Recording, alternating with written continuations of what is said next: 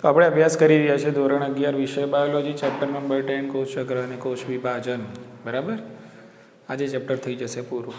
Clear? બોલો, છેલ્લા લેક્ચરમાં શું ભણ્યા આપણે? પૂર્વાવસ્થા 1, અર્ધીકરણ 1ની પૂર્વાવસ્થા 1 વિશે ભણ્યા. બરાબર, ખ્યાલ આવી ગયો એમાં?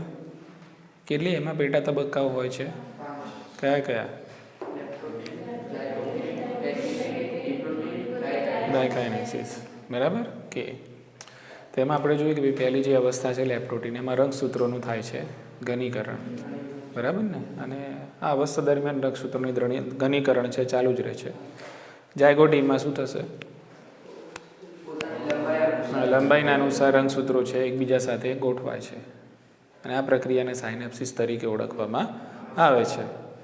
બરાબર કે અને અહીંયા જે બે રંગસૂત્રો જે જોડી બનાવે છે એ એકરૂપ હોય છે, એક જાત હોય છે, એટલા માટે એને સમજાત રંગસૂત્રો કહેવાય છે.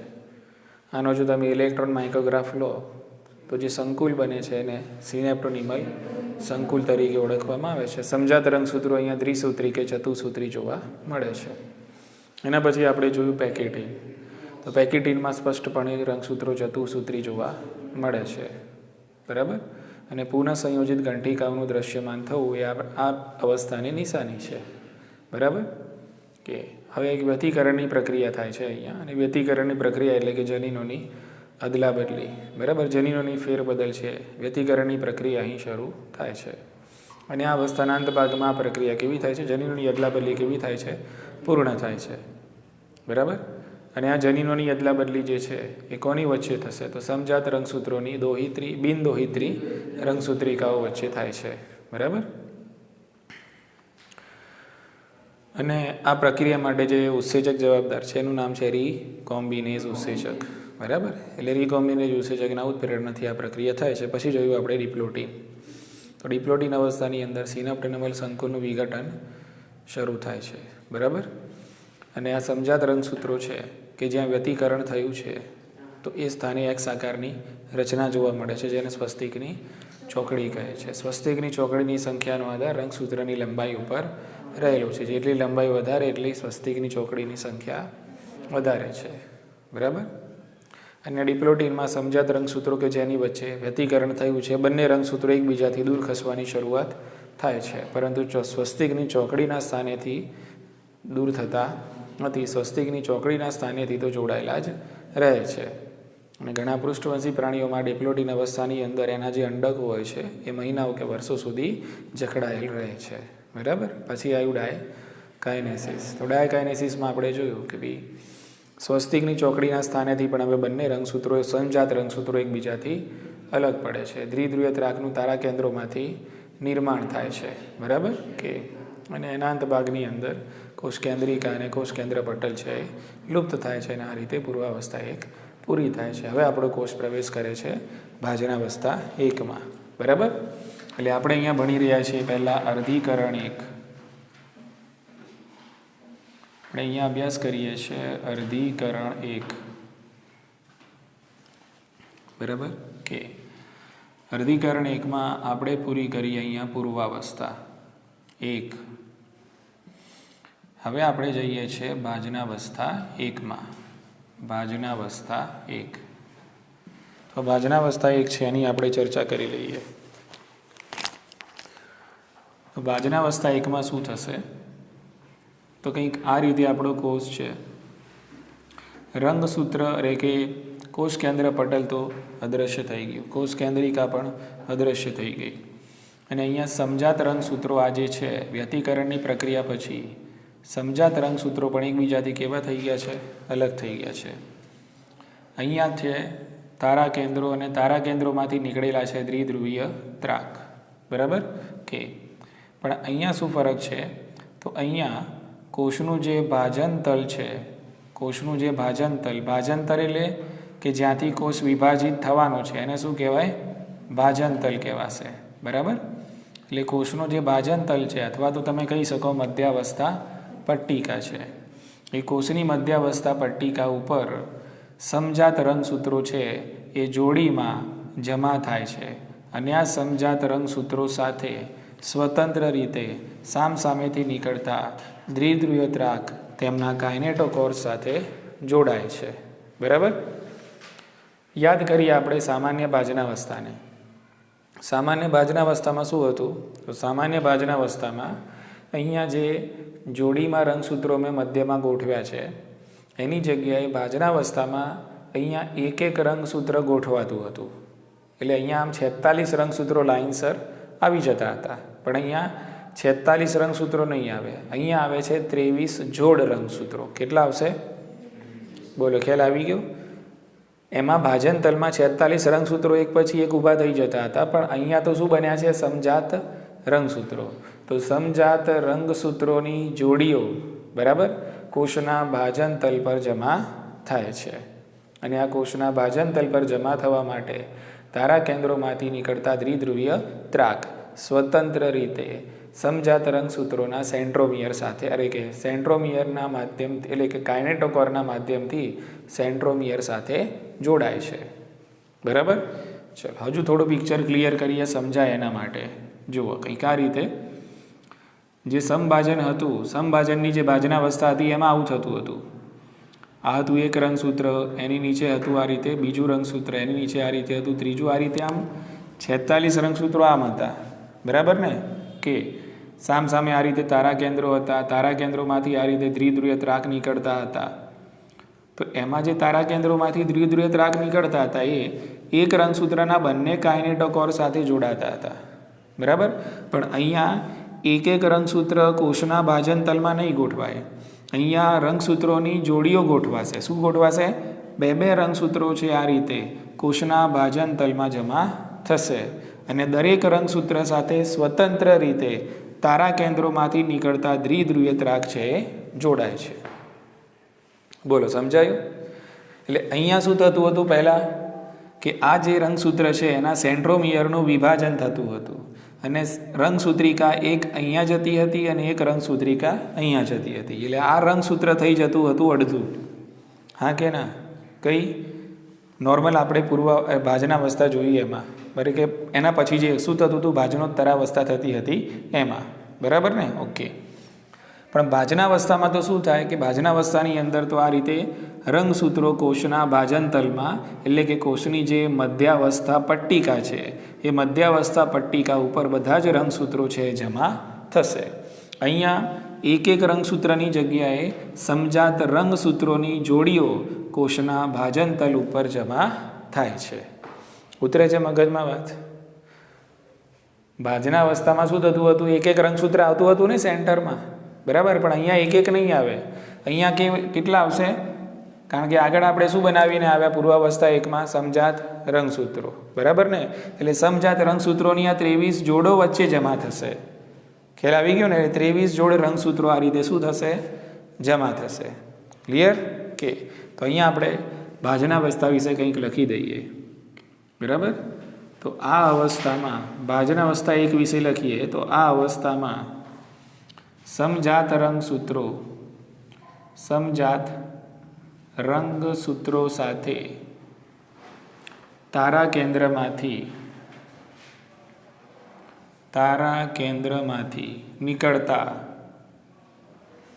નીકળતા દ્વિધ્રુવીય ત્રાક સ્વતંત્ર રીતે જોડાય છે. બરાબર. પછી બીજું લખી શકીએ આપણે અહીંયા સમજાત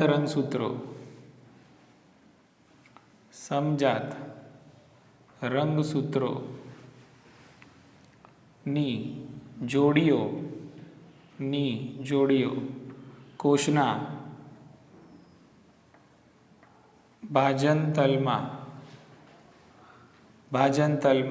ગોઠવાય છે. બોલો, ખ્યાલ આવી ગયો? કે એટલે તારા કેન્દ્રમાંથી નીકળતા જે દ્વિધ્રુવીય ત્રાક છે એ આ સમજાત રંગસૂત્રોના આ કાઇનેટોકોર સાથે જોડાશે અને આ સમજાત રંગસૂત્રના આ કાઇનેટોકોર સાથે ત્રાક છે એ જોડાય છે. અહીંયા શું થતું હતું? પહેલાં જે ભાજનાવસ્થા હતી એમાં આ એક જ રંગસૂત્રની બંને બાજુ જોડાતા હતા ત્રાક. પણ અહીંયા જો આ એક રંગસૂત્રની આ એક સાઈડ ખાલી છે, બરાબર ને, અને આ રંગસૂત્રની આ સાઈડ ખાલી છે. એવું નહીં કે અહીંયા પણ એક ત્રાક અહીંયા જોડાય છે અને આ તારા કેન્દ્રમાંથી નીકળીને એક ત્રાક અહીંયા જોડાય છે, એવું છે નહીં. એકમાં જ આ રંગસૂત્ર સાથે એક ત્રાક અહીંયા જોડાય છે અને આ રંગસૂત્ર સાથે એક ત્રાક અહીંયા જોડાય છે. બોલો, ખ્યાલ આવી ગયો કે નહીં? સમજાયું? મારી આમ બંને બાજુ ત્રાક જોડાતો નથી, એટલે મારા આમ બે ભાગ થવાના નથી. એક ત્રાક અહીંયા જોડાયો અને મારી જોડે મારા જેવો જ બીજો વ્યક્તિ અહીંયા ઊભો છે, એની સાથે એક ત્રાક ત્યાં જોડાયો, એટલે અહીંયા મારું વિભાજન નહીં થાય. અહીંયા અમે બે વ્યક્તિઓ છે એકબીજાથી અલગ થશું. બોલો, ખબર પડી કે હા કે ના? ખ્યાલ આવી ગયો ને? ઓકે, તો આટલું ફક્ત યાદ રાખવાનું છે. શાની અંદર? ભાજનાવસ્થા એકમાં. ક્લિયર? કે ચલો, ભાજનાવસ્થા એક પૂરી થશે, એના પછી આવશે ભાજનોત્તરાવસ્થા એક.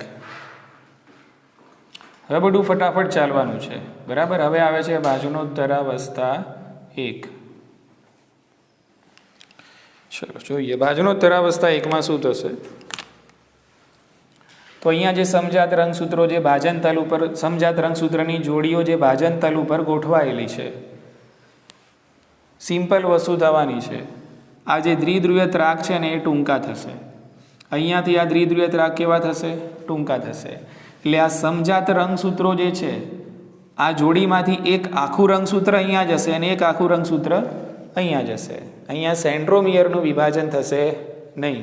એટલે એક હું આખો આ બાજુ જતો રહીશ અને એક વ્યક્તિ બીજો પેલા ધ્રુવ પર જતો રહેશે. ઉતરે છે મગજમાં વાત?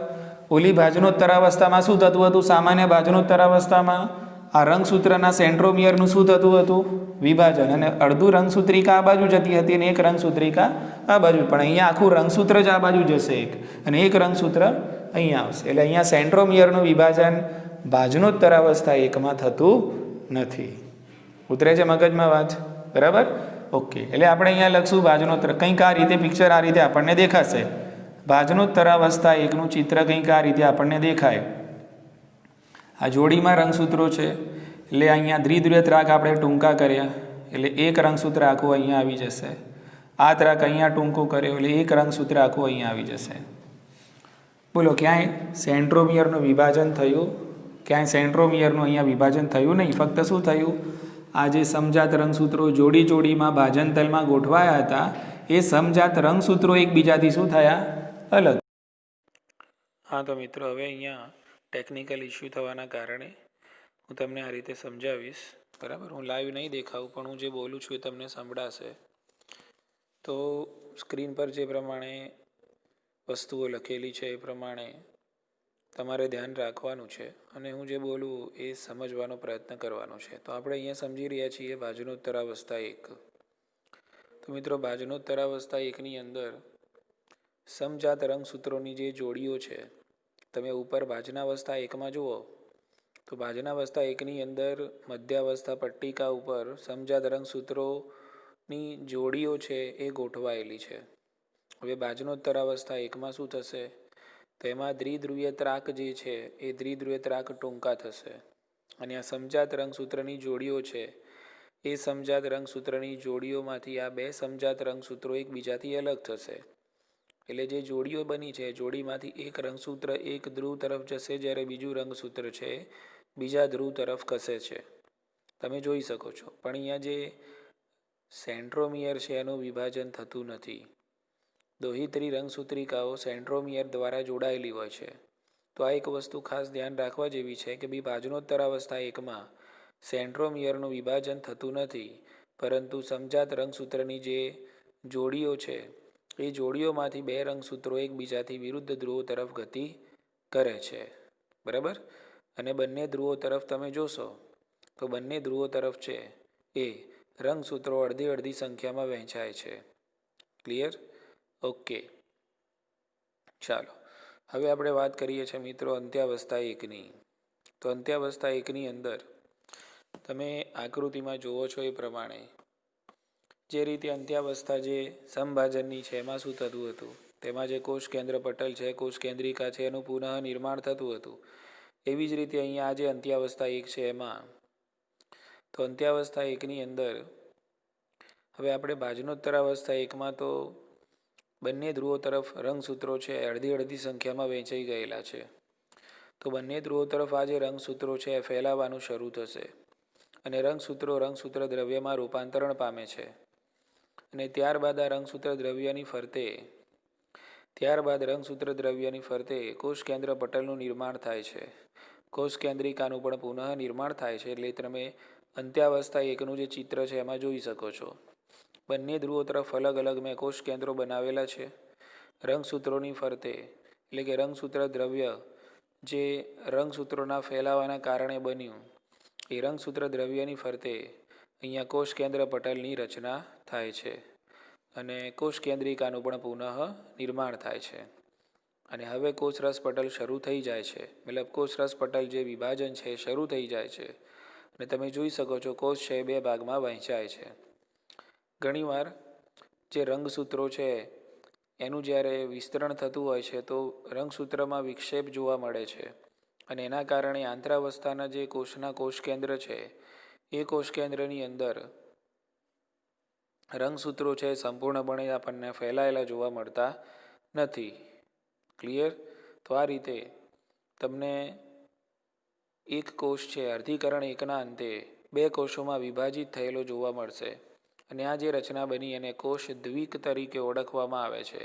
કોષ દ્વિક એટલે આમ લાગશે એક જ કોષ પણ એક કોષની અંદર તમને બે કોષો દેખાશે. કંઈક આવી રીતે જે રીતે તમને ચિત્રમાં દેખાઈ રહ્યું છે એ પ્રમાણે.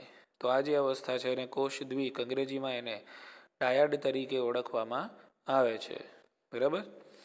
તો મિત્રો અહીંયા અર્ધીકરણ એક દરમિયાન તમે જોઈ શકો છો કે અર્ધીકરણ પામતા કોષની અંદર જે રંગસૂત્રો 46 હતા, આપણે માનવના કોષની વાત કરીએ છીએ તો અર્ધીકરણ પામતા કોષમાં 46 રંગસૂત્રો હતા, પણ અર્ધીકરણ એકના અંતે જે તમને બે કોષો જે મળે છે બંને કોષોની અંદર રંગસૂત્રોની સંખ્યા અડધી થઈ જશે. એટલે બંને કોષોની અંદર રંગસૂત્રો હવે 23 થઈ જાય છે. બરાબર? એટલે અર્ધીકરણ એક દરમિયાન રંગસૂત્રોની સંખ્યા પરિણામી કોષોમાં આપણને અડધી જોવા મળે છે. ઓકે, ચાલો. હવે મિત્રો સૌથી ઉપર તમે જોશો તો સૌથી ઉપર અને મધ્યમાં મેં એક પ્રક્રિયાનું નામ લખેલું છે ઇન્ટરકાઇનેસિસ. ઇન્ટરકાઇનેસિસને અંગ્રેજીમાં આંતરકોષ વિભાજન તરીકે ઓળખવામાં આવે છે. અને આંતરકોષ વિભાજન અથવા તો ઇન્ટરકાઇનેસિસ તમે જોશો મેં બંને બાજુ એરો કરેલા છે.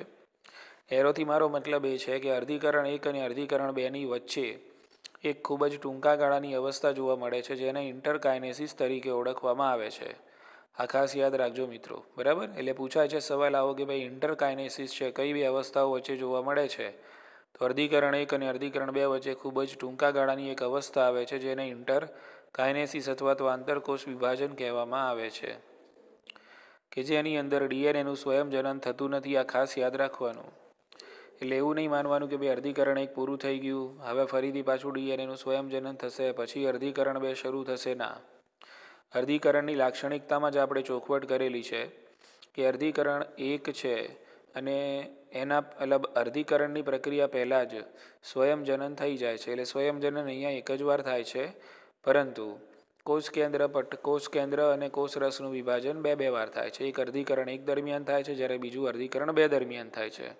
ઓકે, તો આ વસ્તુ તમારા મગજમાં ક્લિયર રાખવાની છે. તો ઇન્ટરકાઇનેસિસ વિશે ઘણીવાર સવાલો નીટમાં આવી ગયેલા છે. વસ્તુ બહુ જ નાની છે પણ બહુ જ અગત્યની છે. ઇન્ટરકાઇનેસિસ છે અર્ધીકરણ એક અને બે વચ્ચે જોવા મળતી લાંબા ગાળાની નહીં પણ ટૂંકા ગાળાની અવસ્થા છે જેને આંતરકોષ વિભાજન કહે છે અને આ દરમિયાન ડીએનએનું સ્વયંજનન થતું નથી.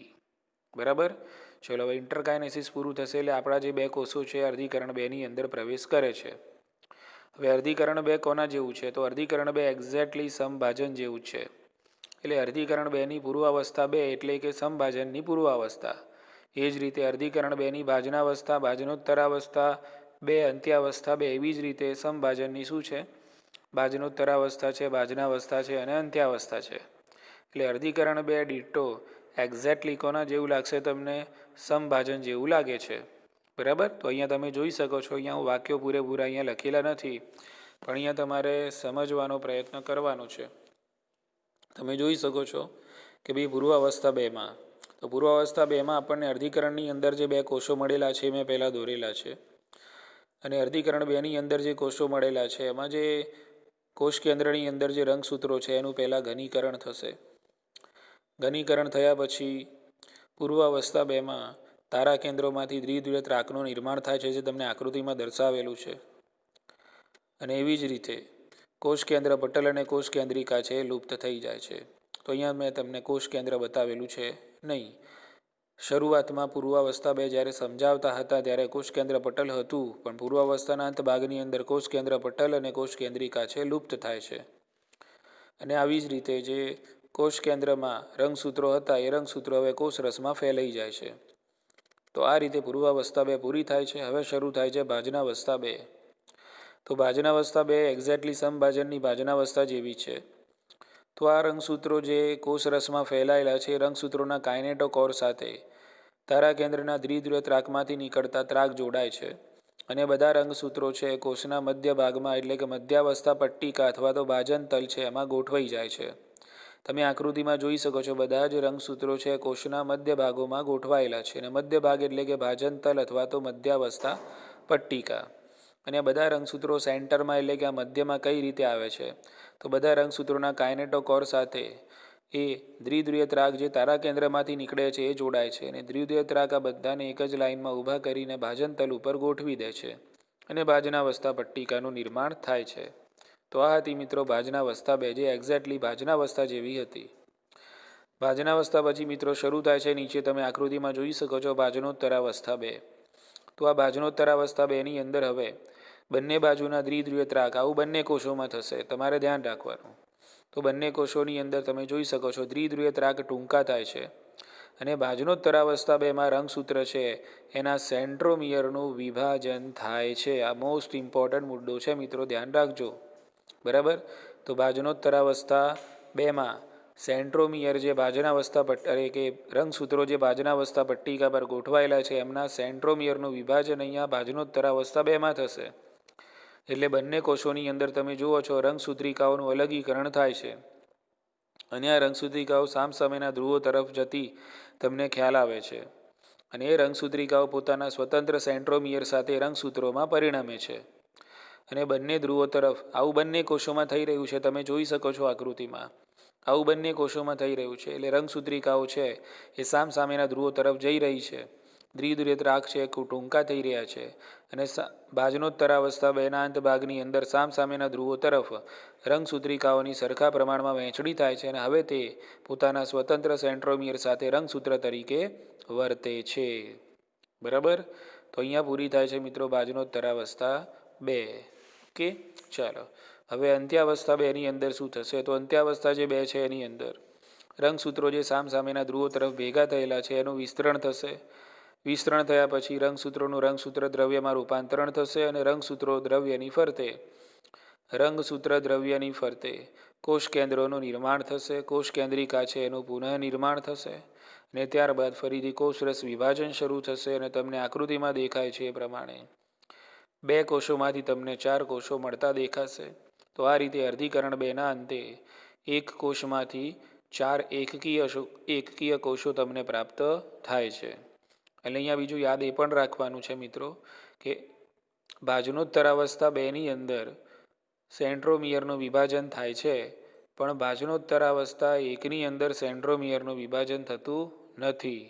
ભાજનોત્તરાવસ્થા 1માં તો સમજાત રંગસૂત્રો જે જોડીમાં હતા એ જોડીના જે રંગસૂત્રો છે એમાંનું એક એક રંગસૂત્ર વિરુદ્ધ ધ્રુવો તરફ ગતિ કરે છે. અને સામસામેના ધ્રુવો તરફ અડધી સંખ્યામાં વહેંચાઈ જાય છે. એટલે 23 રંગસૂત્રો એક ધ્રુવ તરફ જશે અને 23 રંગસૂત્રો બીજા ધ્રુવ તરફ જાય છે. પરંતુ ભાજનોત્તરાવસ્થા 1માં સેન્ટ્રોમિયરનું વિભાજન થતું નથી. જ્યારે ભાજનોત્તરાવસ્થા 2માં તમે જોશો તો અહીંયા સેન્ટ્રોમિયરનું વિભાજન થાય છે. અને રંગસૂત્રિકાઓ પોતાના સ્વતંત્ર સેન્ટ્રોમિયર સાથે સામસામેના ધ્રુવો તરફ ગતિ કરે છે. ત્યારબાદ તેઓ રંગસૂત્રો તરીકે ઓળખાય છે.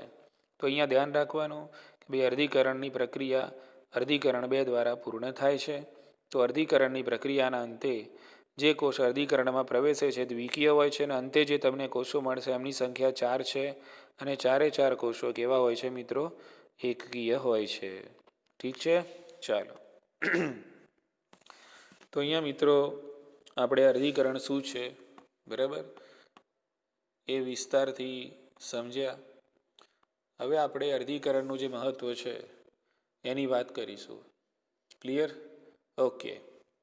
તો મિત્રો અર્ધીકરણના મહત્ત્વની અંદર આપણે જોઈએ તો અર્ધીકરણ કહેવાય જ એટલા માટે છે કે આની અંદર જે બનતા કોષો છે એમાં રંગસૂત્રોની સંખ્યા પિતૃકોષો કરતાં અડધી થઈ જાય છે અને એટલા માટે એને અર્ધીકરણ કહે છે, અથવા તો એને અર્ધસૂત્રણ તરીકે પણ ઓળખવામાં આવે છે.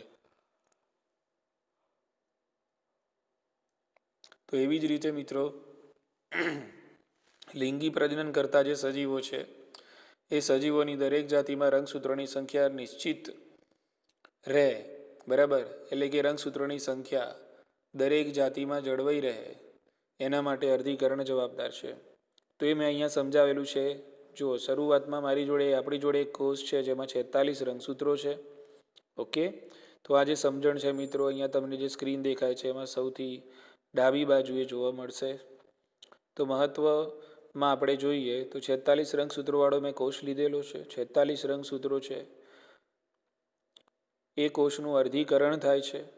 અર્ધીકરણના અંતે એમાંથી જે કોષો પરિણામી મળે છે એની અંદર 23 રંગસૂત્રો મેં દર્શાવેલા છે. અને સામાન્ય રીતે અર્ધીકરણ આપણે લિંગી પ્રજનન કરતા સજીવોની અંદર જન્યુઓના નિર્માણ કરવા માટે કરીએ છીએ. તો મિત્રો આ 23 રંગસૂત્રોવાળા જે કોષ દર્શાવેલા છે તમે સમજો કે જન્યુઓ છે. તો જન્યુઓ હંમેશા એકીય જ હોય છે અને અર્ધીકરણની પ્રક્રિયાથી જે કોષો મળશે એ પણ હંમેશા કેવા હોય છે? એકીય જ હોય છે. એટલે જન્યુઓનું નિર્માણ અર્ધીકરણની પ્રક્રિયાથી થાય છે. તો જે સજીવ હતો એની અંદર 46 રંગસૂત્રો હતા, પણ એમાં જે જન્યુઓ બને એની અંદર કેટલા થઈ ગયા છે? એકીય રંગસૂત્રો, એટલે કે 23 થઈ ગયા છે.